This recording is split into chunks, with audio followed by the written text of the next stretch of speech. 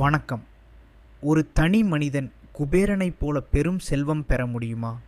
கலியுகத்தில் செல்வத்தின் ரகசியத்தை அள்ளித்தரும் அபூர்வ சக்தி.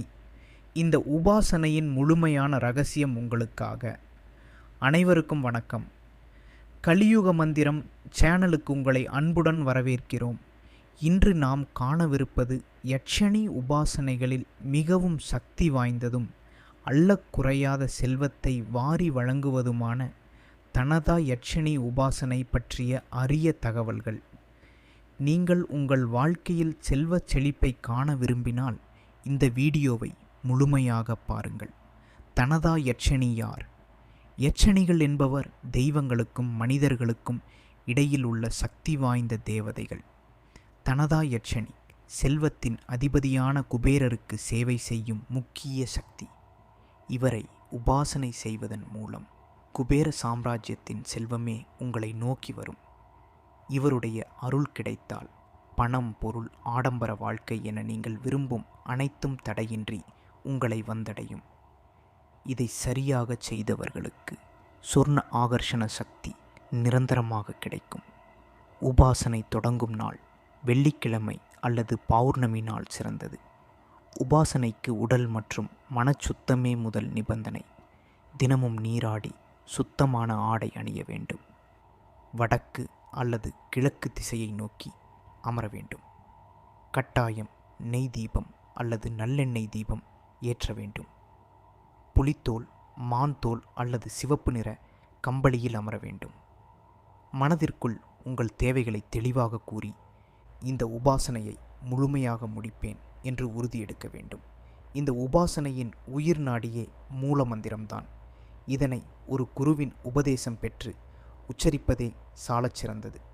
யட்சணி உபாசனை என்பது ஒரு தீவிரமான தவ முயற்சி. எனவே சில நியமங்களை பின்பற்ற வேண்டியது அவசியம். உபாசனை காலத்தில் பிரம்மச்சரியம், காம இச்சைகளை தவிர்த்தல் அவசியம். கட்டாயம் அசைவம், வெங்காயம், பூண்டு போன்ற தாமச உணவுகளை தவிர்க்க வேண்டும். எந்த சூழ்நிலையிலும் கோபம் கொள்ளக்கூடாது. மற்றவர்களை பற்றி குறை கூறக்கூடாது. இந்த உபாசனையை பற்றி வேறு யாரிடமும், நண்பர்களிடமோ உறவினர்களிடமோ கூறக்கூடாது. முழு ரகசியம் காக்கப்பட வேண்டும். இந்த உபாசனையானது மிக சக்தி வாய்ந்தது.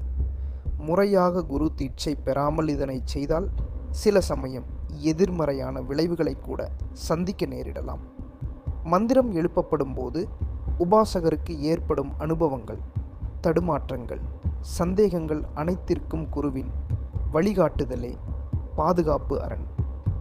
சரியான முறையிலும் பாதுகாப்பான வழியிலும் முழுமையான குரு வழிகாட்டுதலுடன் தனதா யட்சணி உபாசனை செய்ய விரும்பும் அன்பர்கள் ஆச்சாரியார் அவர்களை தொடர்பு கொள்ளலாம்.